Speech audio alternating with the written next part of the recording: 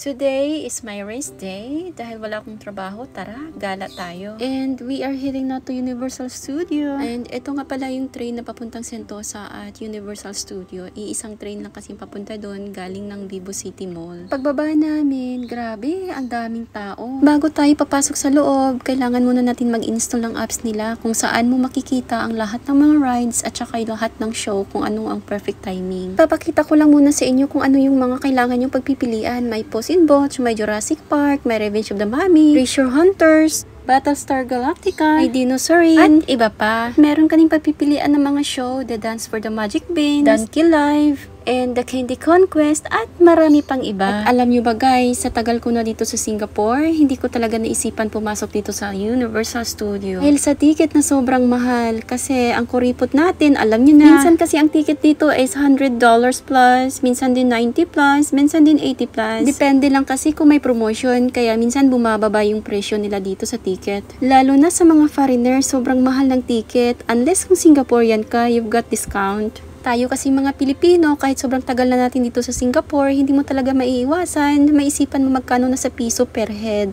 Almost 4,000, minsan 4,000 plus. Sayang kasi yung pera, per head yon. Pero dahil habang bata pa tayo, let's go lang, i-enjoy lang natin yung life natin. Kasi hindi tayo habang buhay na bata. Ang importante, nag-i-enjoy ka sa life mo na hindi ka nangungutang. Worth it naman kung pumasok ka dito kasi ang daming rides na pagpipilian mo, sobrang mag-i-enjoy ka. Much better naman papasok ka dito ng maaga. So you have enough time na makapili ka ng i-rides mo. Hindi kagaya ko na ang late ko na pumunta dito, kaya ayun, ang daming na-miss namin na rides. So, kung gusto mo talaga mag-enjoy dito sa loob, much better na papasok ka ng early. Ito talaga yung gusto kong i-ride na tagal ko na ang pinangarap na mag-ride the Transformer. Nakita ko kasing isang vlogger na nag-upload, na nag-ride din siya dito. Ay, sabi ko, sobrang gustong gusto ko talaga mag-try. Kasi nandun yung kaba, yung takot, tsaka yung excitement. Good day. Yeah. Perfect. You guys want to party and loosen up a little bit.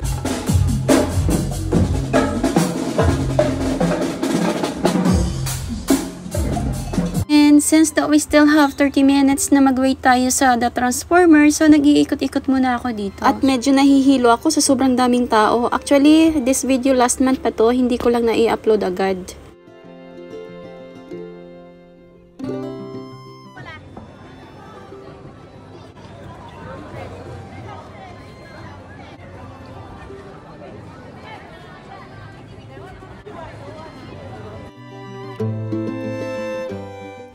Sa daming magagandang nadadaanan ko, dito talaga ako sobrang na-amaze.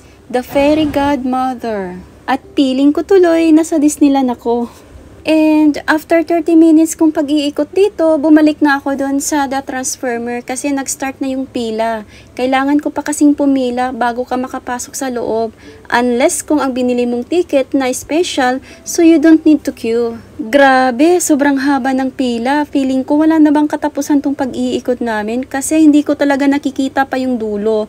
Sobrang daming tao. Almost 40 minutes din kaming nagpila at nag-iikot bago kami nakarating sa boarding area kung kailan mag 40 minutes din. Kaya sa may balak na pumunta dito, much better mag-additional na lang kayo ng $19 which is a special ticket para less hassle. At nung pagsakay ko na, dito ko na na-feel yung kaba pero excited ako. Diyos me, ang ingay-ingay ko talaga dito, hindi ko talaga mapipigilan yung sarili ko. Sobrang ingay ko talaga, pati yung Chinese na katabi ko, namumutla na. Sino ba namang hindi ma-nervous na yung sinasakyan namin ay sinishake din? Feeling mo inaatake ka in real, tapos ang lakas-lakas ng takbo ng sinasakyan namin. Babae man o lalaki, nagsisigawan kasi hindi mo talaga mapipigilan yung sarili mo. Unless kung sanay ka na.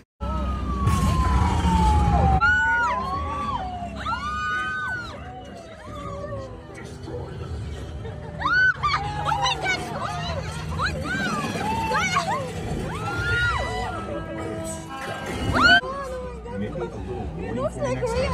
Looks like a papas. Can't escape Megatron. Reverse thrusters. Full throttle. Oh my god. Oh my god.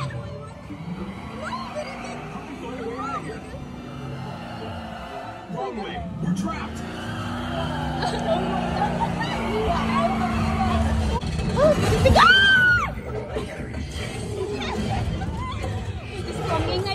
Your planet belongs to me. Take cover!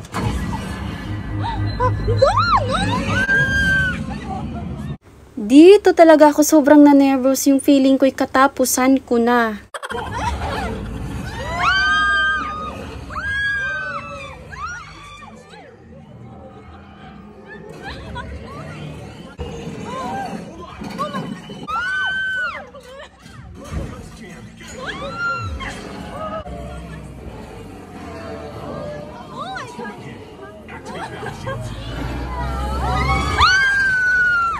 At ito din, parang feeling ko hinihigop kami in real, my God.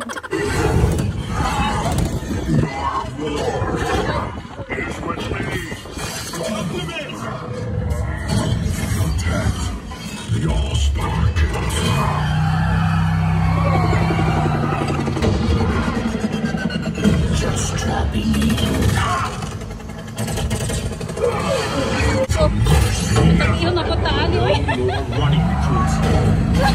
He wants the Allspark? He can have it. Oh no!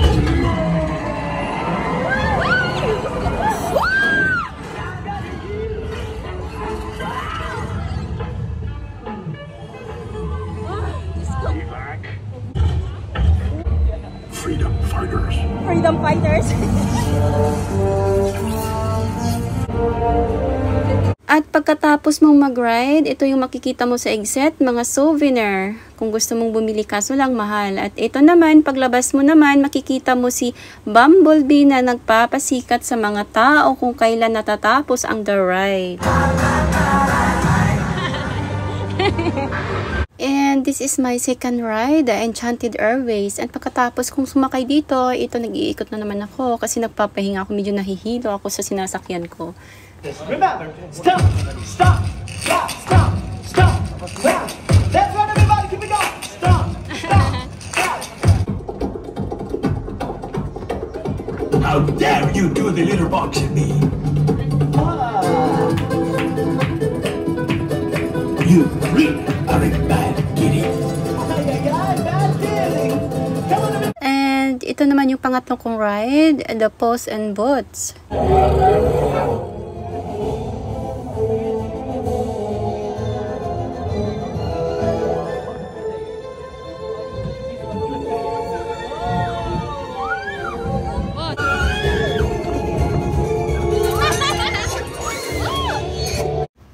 Plano ko din sanang mag-ride dito kaso lang wala akong enough time. Except sa roller coaster, my God, hindi ko talaga to kaya.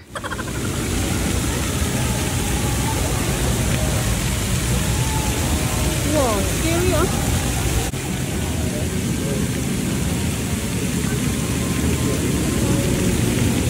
And dito natatapos ang video ito. Thank you for watching, guys. Bye!